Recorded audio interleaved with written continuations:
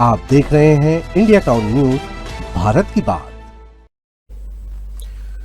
नमस्कार, आप देख रहे हैं इंडिया टाउन न्यूज और मैं हूं आपके साथ सुधीर मिश्रा। स्वागत है आपका हमारे खास बुलेटिन राजधानी सरकारधानी में, जहां हम आपको छत्तीसगढ़ की महत्वपूर्ण खबरों से रूबरू कराएंगे। तो चलिए बुलेटिन की शुरुआत करते हैं, लेकिन उससे पहले एक नजर आज की हेडलाइंस पर। छत्तीसगढ़ कांग्रेस में गुटबाजी, 17 पदाधिकारियों ने दिया इस्तीफा, पदाधिकारियों ने त्यागपत्र सौंपा।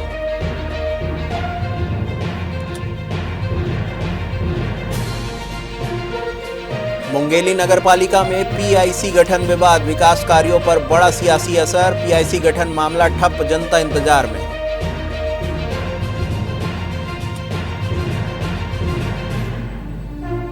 बीस फरवरी को चावल उत्सव का आयोजन, 14,000 राशन दुकानों में होगा चावल का वितरण। फरवरी और मार्च माह का चावल एक साथ दिया जाएगा।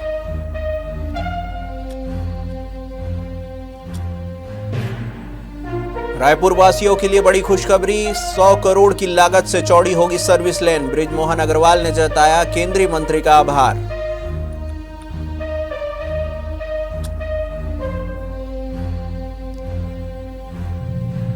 टीचर्स एसोसिएशन ने दिया पत्राचार से बीएड कराने का सुझाव, शिक्षक संघ ने शिक्षा विभाग को ज्ञापन सौंपा। टीटी और बीएड नियम पर उठाया मुद्दा, टीटी अनिवार्यता और बीएड कोर्स की मांग।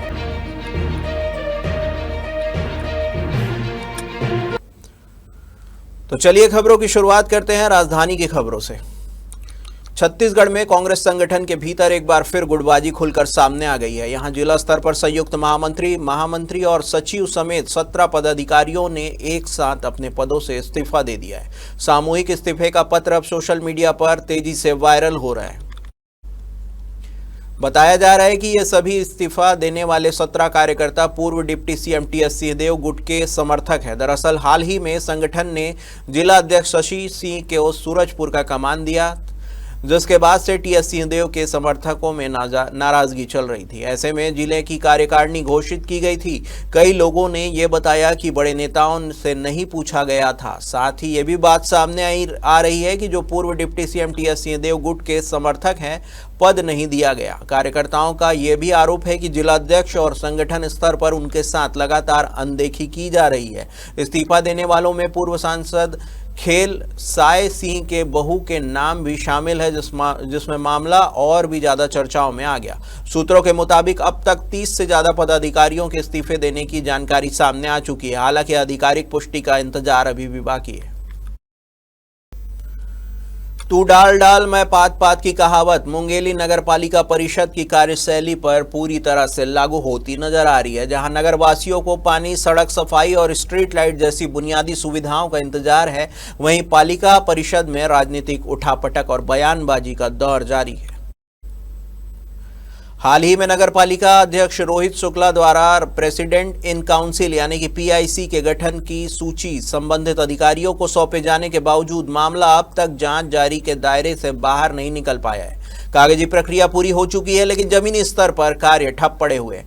बताया जा रहा है कि पीआईसी का गठन बड़े उत्साह के साथ हुआ था, लेकिन 24 घंटे के भीतर ही कुछ पार्षदों के इस्तीफे के चलते मामला जटिल हो गया। राजनीतिक गलियारों में मान मनोवल का दौर चल रहा है और अंततः कांग्रेस के अधिकांश पार्षदों ने अपने इस्तीफे वापस ले लिए।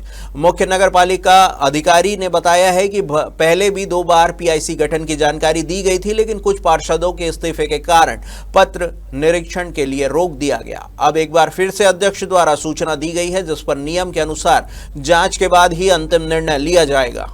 पीआईसी का गठन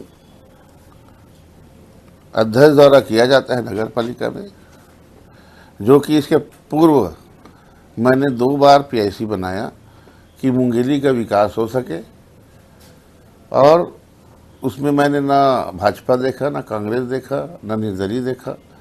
सभी सामंजस्य मिला के काम करेंगे करके मैंने भाजपा के भी 2 पार्षदों को पहली बार रखा था, उसके बाद दूसरी बार भी रखा, तो भाजपा के पार्षद द्वारा इस्तीफा दिया गया। उसके साथ ही हमारे जो साथी है, पार्षद साथी जो सदस्य बने थे, उनमें से भी इस्तीफा दिया, लेकिन बाद में उन्होंने खंडन कर दिया। देखिए, पूर्व में भी माननीय अध्यक्ष जी के द्वारा 2 बार पीआईसी का गठन के लिए पत्र दिया गया था। दोनों बार यहाँ से विधिवत पत्र जारी हुआ था, लेकिन संबंधितों के द्वारा इस्तीफा देने के कारण से प्रचलन में नहीं है। पुनः अध्यक्ष जी द्वारा PIC गठन हेतु पत्र दिया है कि हम सब परीक्षण करके जारी करेंगे। परीक्षण करने के लिए अध्यक्ष जी ने आरोप लगाया कि आपको अधिकार नहीं है। नहीं, ऐसा नहीं है। क्यों परीक्षण कैसे नहीं करने? अगर कोई पत्र दिया है तो उसमें विधि संगत जो आरक्षण के आधार पे नाम प्रस्तुत हुआ है कि नहीं, सब चीज़ हमें देखना पड़ेगा। देखेंगे, उसके बाद ही जारी करेंगे। समय लग रहा है, कुछ समय सीमा तय रहती है। ठीक है, समय सीमा तय नहीं है, उसका कोई दिक्कत नहीं, करेंगे, शीघ्र करेंगे। छत्तीसगढ़ वासियों के लिए इस वक्त की बड़ी खबर निकलकर सामने आ रही है। खबर यह है कि इस साल चावल उत्सव 20 फरवरी को आयोजित किया जाएगा। दरअसल हर साल 7 फरवरी को होने वाला यह आयोजन इस बार देरी से हो रहा है। आपको बता दें कि खाद्य विभाग से मिली जानकारी के अनुसार FRK टेंडर में देरी होने की वजह से कार्यक्रम की तारीख आगे बढ़ानी पड़ी है।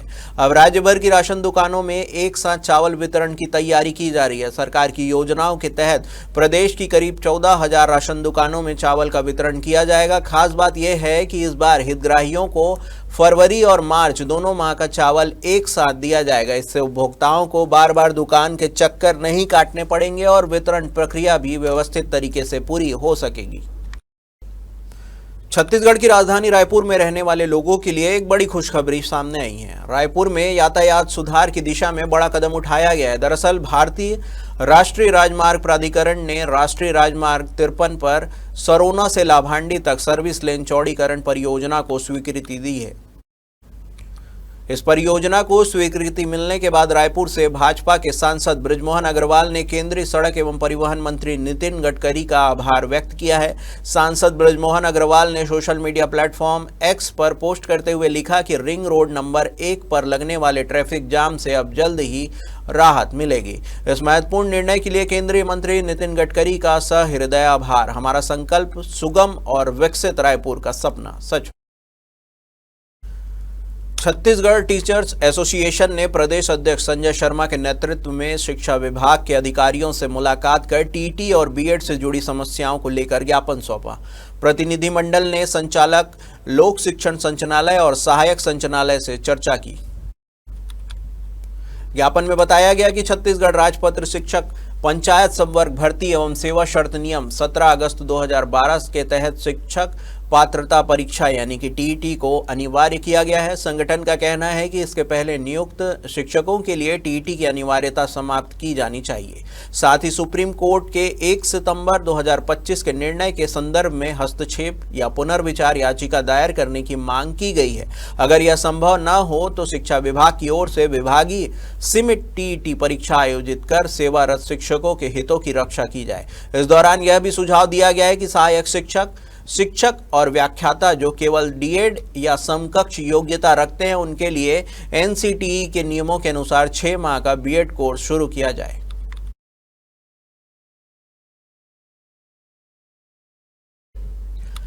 वक्त हो चुका है एक छोटे से ब्रेक का। बने रहिए इंडिया टाउन न्यूज के साथ। दुनिया नहीं देख पाती है।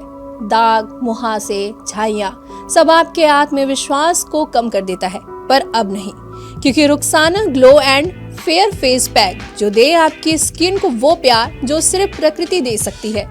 हर लेयर को साफ करे, हर दाग को करे हल्का और आपकी मुस्कान फिर से लौटाए। Because you deserve to glow naturally. Rukhsana herbal beauty product Amazon, Meesho और फ्लिपकार्ट में भी उपलब्ध। ब्रेक के बाद आपका स्वागत है। चलिए बढ़ते हैं अगली खबर की ओर। रिटायर्ड अधिकारियों और कर्मचारियों को दोबारा संविदा नियुक्ति देने के फैसले के खिलाफ प्रदेश का सबसे बड़ा कर्मचारी संगठन मुखर हो गया है। करीब 2 लाख से अधिक शासकीय और अशासकीय कर्मचारियों का प्रतिनिधित्व करने वाला छत्तीसगढ़ कर्मचारी अधिकारी फेडरेशन इस मुद्दे पर उग्र आंदोलन की तैयारी में है। आपको बता दें कि फेडरेशन के नेताओं ने कहा है कि रिटायर्ड अधिकारियों को संविदा पर रखने से नियमित कर्मचारियों की पदोन्नति प्रभावित हो रही है। वर्षों से सेवा दे रहे कर्मचारी प्रमोशन का इंतजार करते हैं, लेकिन रिक्त पदों पर संविदा नियुक्ति से उन्हें आगे बढ़ने का मौका नहीं मिल रहा है। नेताओं का कहना है कि इस वजह से कर्मचारियों को निराशा और असंतोष बढ़ता जा रहा है। संघ ने संविदा नियुक्ति प्रक्रिया की पारदर्शिता पर भी सवाल उठाए। उनका कहना है कि अगर प्रक्रिया स्पष्ट और प्रतिस्पर्धात्मक नहीं होती है तो पक्षपात और भ्रष्टाचार की आशंका बढ़ जाती है, जिससे प्रशासनिक निष्पक्षता पर सवाल खड़े होंगे। बॉलीवुड फिल्मों में अपनी अदाकारी के फैंस का दिल जीतने वाली सनी लियोनी के रायपुर के प्रस्तावित कार्यक्रम को लेकर बड़ा अपडेट सामने आया है। बताया गया है कि सनी लियोनी रायपुर नहीं आ रही है।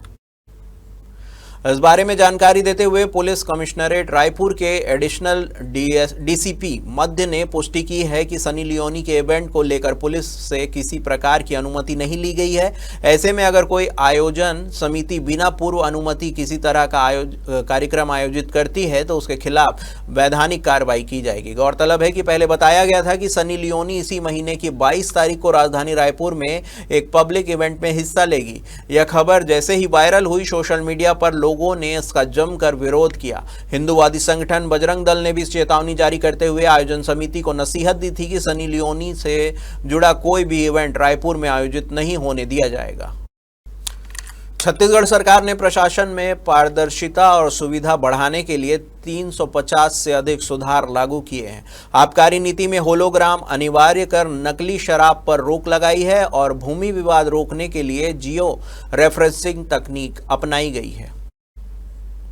सरकार ने ई ऑफिस, जैम पोर्टल, उद्योग विभाग का सिंगल विंडो सिस्टम 2.0 शुरू कर फाइलों और अनुमतियों को पूरी तरह डिजिटल किया है। आपको बता दें कि 8 अप्रैल से 31 मई 2025 तक पूरे प्रदेश में सुशासन तिहार आयोजित किया गया, जिसमें लाखों आवेदन निपटाए गए। मुख्यमंत्री सुशासन फेलोशिप से युवाओं को शासन से जोड़ा जा रहा है। पंजीयन प्रणाली में आधार आधारित प्रमाणीकरण, घर बैठे रजिस्ट्री और तुरंत नामांतरण जैसी सुविधाएं शुरू की गई। 1460 पंचायतों में अटल डिजिटल सेवा केंद्र खोले गए और अब 90 से अधिक सरकारी सेवाएं ऑनलाइन उपलब्ध है। छत्तीसगढ़ के उप मुख्यमंत्री विजय शर्मा ने बताया है कि अब प्रदेश में हर एफआईआर की डिजिटल निगरानी की जा रही है। पहले समीक्षा हाथ से लिख कर दी जाती थी, इससे विवेचना में देरी होती थी। राज्य की अभिनव पहल के तहत विकसित अपराध समीक्षा एप्लीकेशन से एफआईआर का विश्लेषण, समय सीमा में विवेचना और वरिष्ठ अधिकारियों द्वारा नियमित पर्यवेक्षण किया जा रहा है। प्रेस कॉन्फ्रेंस में उन्होंने कहा कि पुलिस मुख्यालय में ऑनलाइन कंप्लेंट मैनेजमेंट सिस्टम लागू किया गया है। यह देश में अपनी तरह का खास उदाहरण है। पीएचक्यू पहुंचते ही शिकायत एसपी, डीएसपी और संबंधित थानों तक तुरंत पहुंच जाती है। 30 दिनों में समाधान नहीं होने पर सिस्टम में अलार्म सक्रिय हो जाता है। इससे शिकायतों पर कार्रवाई में तेजी आई है। डिप्टी सीएम ने बताया कि नशे के अवैध कारोबार के खिलाफ एनडीपीएस एक्ट में कार्रवाई हो रही है। जनगणना के दौरान कई निजी जानकारी मांगी जाती है। सुरक्षा और डेटा के दुरुपयोग के डर से कई लोग जानकारी छिपा लेते हैं। अक्सर ये भी होता है कि घर पहुंचे अनजान व्यक्ति को लोग अपने और अपने परिवार से संबंधित निजी जानकारी देने से झिझकते हैं। पिछले सर्वे के दौरान इस तरह की कई दिक्कतें जनगणना सर्वे टीम के सामने आई थी। इस वजह से जनगणना 2026-27 में इसकी प्रक्रिया पूरी तरह से डिजिटल बनाकर पारदर्शी किया जा रहा है, ताकि लोग भरोसा कर बेझिझक जानकारी उपलब्ध कराएं।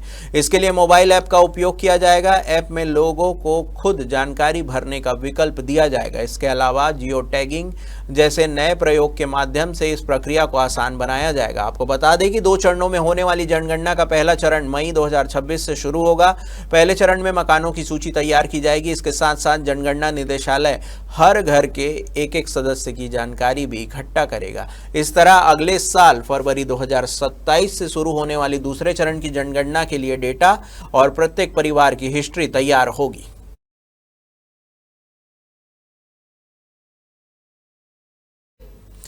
हमारे खास बुलेटिन राजधानी सरकारधानी में फिलहाल इतना ही। देश प्रदेश की तमाम खबरों से अपडेट रहने के लिए जुड़े रहिए इंडिया टाउन न्यूज के साथ। नमस्कार। आप देख रहे हैं इंडिया टाउन न्यूज, भारत की बात।